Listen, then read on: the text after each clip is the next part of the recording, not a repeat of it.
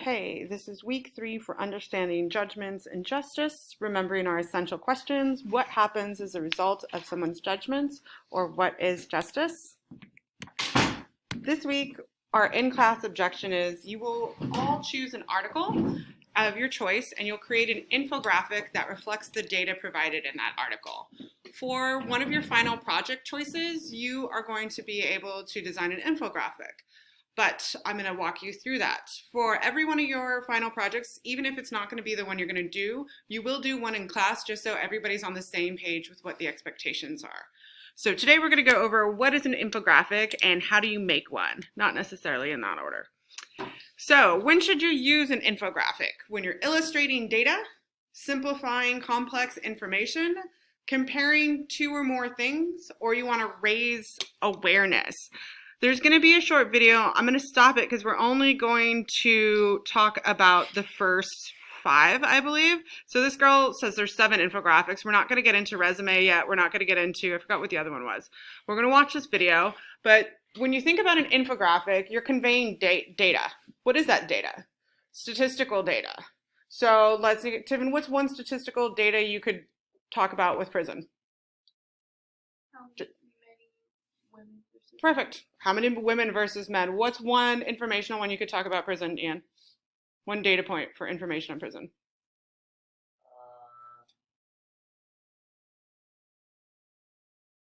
Conditions. Conditions. This is what the normal conditions of a prison looks like. Timeline. This is how many prisons when we opened. Process. This is the process of you processing through holding into getting into your cell. Geographical. How many jails are there? Per state, per city. Comparison. Maybe you're comparing how many people we put in jail versus how many people Sweden puts in jail. Those are all types of ways to organize your information. So when you think about this, think about the things that we've been learning about the justice system. We definitely know there's race that plays part of it. We definitely know social economic status plays a part of this. We know states, geography plays a part in this. So what are ways, those are all going to expand, but what are ways that you can talk about the justice system through an infographic? So just keep that in mind as you watch this. And like I said, we're not going to watch the whole thing.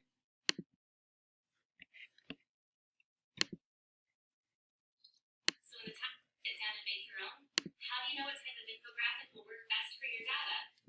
Well, that's where this video will help you.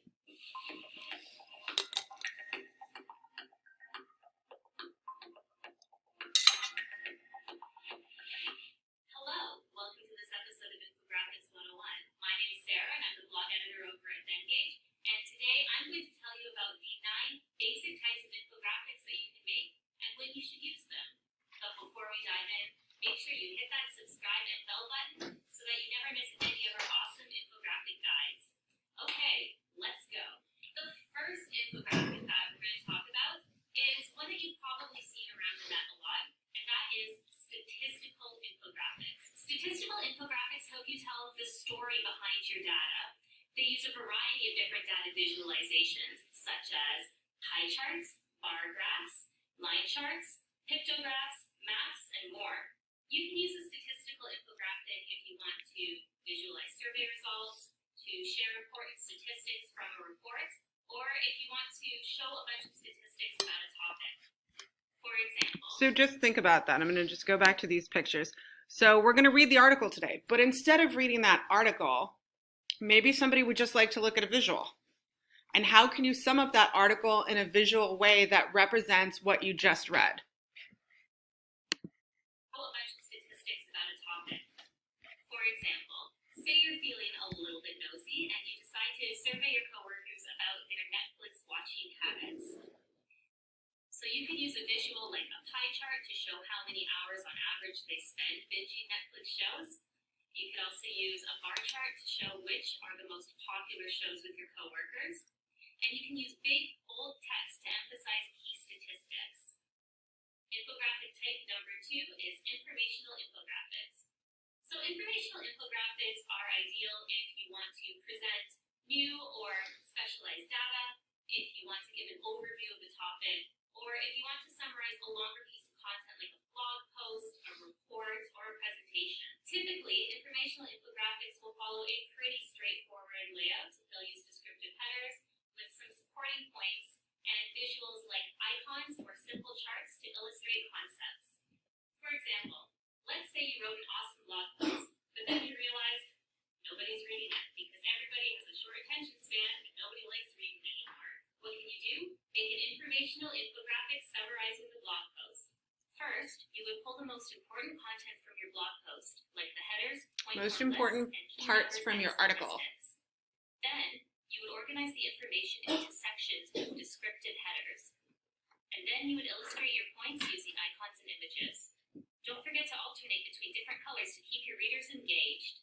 We've actually put together an awesome content marketing bundle to help you turn existing content like blog posts into eye-catching visuals like infographics, presentations, and social media graphics. I'll link to that in the description. Sorry, so I'm gonna pause it one more time. The reason you're also learning how to do this is, and why we're doing it from a business perspective, is a lot of you already have jobs or have summer jobs. One important thing that a lot of older people don't know how to do is make infographics, right? We're used to reports, we're used to sending emails, but there's this whole new world of showing data in a visual way that's easy to receive and easy to look at. So when you think about this, you're also learning a skill on how can you market yourself. Maybe you're building an awesome video game and you're like, man, I need to sell this to people. Oh, I could use an infographic for that. So this is also a skill that carries over to the workplace. All right, the third type of infographic is a timeline infographic.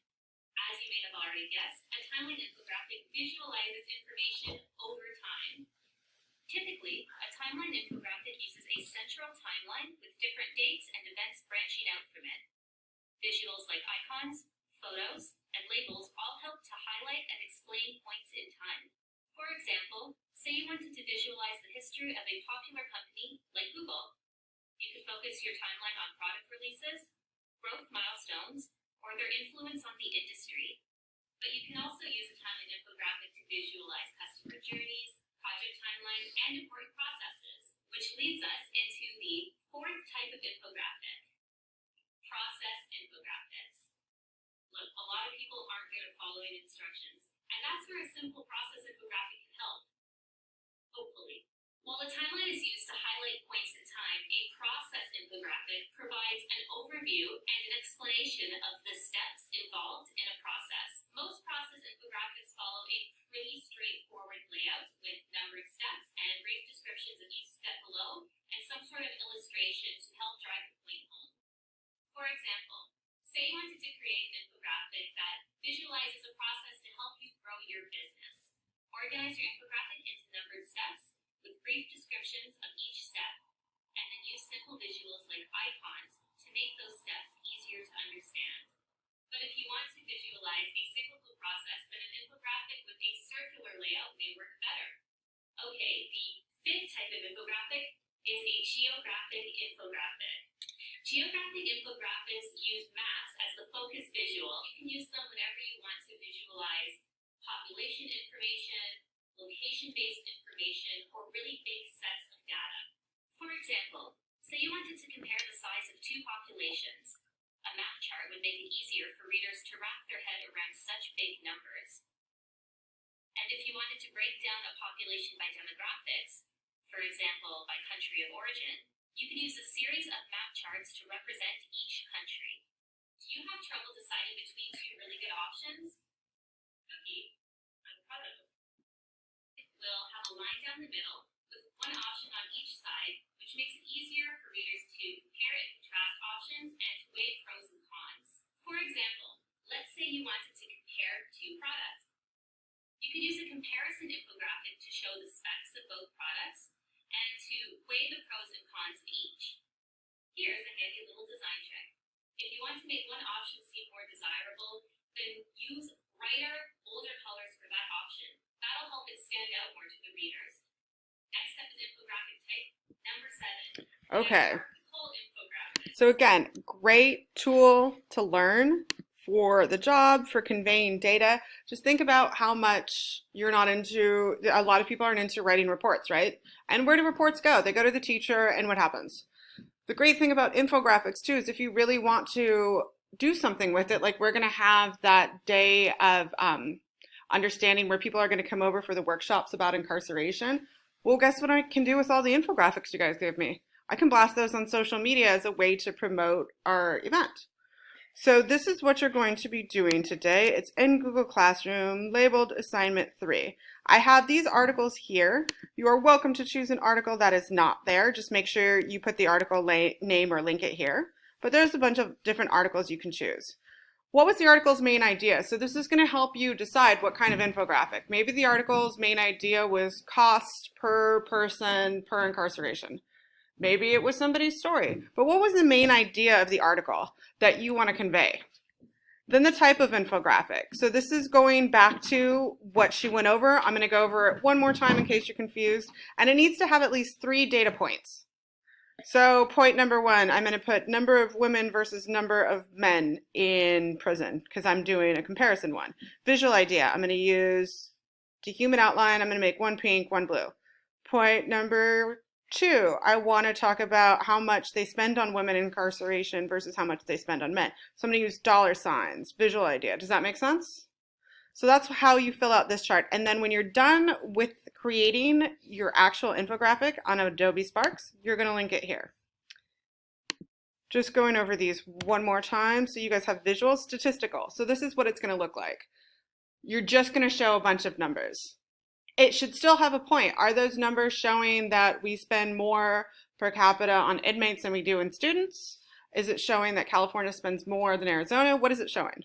So it should still have a point, but it's going to be mostly numbers. You're just going to find a fun way to show that. Geographical. Are you going to do something that compares state to state, country to country with prison populations or prison spending or number of people in prison? That would be a great time to use a geographical one. Timeline. So are you going to do a timeline? This one is about a baby timeline. So maybe you could do one about the history of prisons. You can also, this will count if you choose to do the final project with the infographics. So this could be one of your 3. So if you're going to think about a theme, you can totally do a theme. Process. Maybe you want to talk about the process of getting booked. What happens? How long do you have to wait for your trial? Maybe you're doing something on an article about somebody who was wrongfully accused. How long did they sit in jail? What was the process from the time you get arrested to the time you get released or you get booked or you get sentenced? What's that timeline look like? You can also do one about that. Informational. Maybe you just want people to know what's going on. I just want to tell people how many people are incarcerated. Or I want to tell people what they can do if they get stopped by the police. I'm going to do 5 things you have the rights to, maybe. So review for this week. So on your own, I hope you all had a good break, but made sure to read over the break. Once you get past this point, the chapters are no longer long. I know the first 4 chapters are really long. They're not long anymore. So once you get past 5 and 6, they're not going to be long. You should be up to quiz number 3. And this is all we're doing this week because it's a short week. So you'll have this and you'll have all tomorrow to work on this and do your reading and your chapter quiz. Questions on what's due this week or about the infographics? And you'll have some. To design them, you're going to go to Adobe. Just going to show this really quick. I'm going to show you a couple options. So you guys will see this button over here in Adobe. You're going to click it, and you're going to create, let's say, a flyer. If you are not a person who wants to mess around with things, type in infographic, and you'll get a bunch of templates that'll come up. You are welcome to create your own template, or you can use one of these and just change it. Make sure you're using different icons, make sure you're using your own words, but that is okay to use a template. You can completely make it from scratch. You can add over here, you can add the text, photos, icons, logos, whatever you want to add over here, and you can do it from scratch. Or again, if you do not want to spend too much time on this, you can use one of the templates. You will not be marked down for either. So you're going to make it in Adobe Sparks. You can use a template, design your own, share, publish. And once you create that link, that's what you're going to copy and put right here, and then you're done. That was a lot of instructions, I know. I'm going to post the video too in case you forgot anything. The link to the slides is already posted on your assignment, so if you want to see the visual representations again, it's on the assignment as well. Any questions?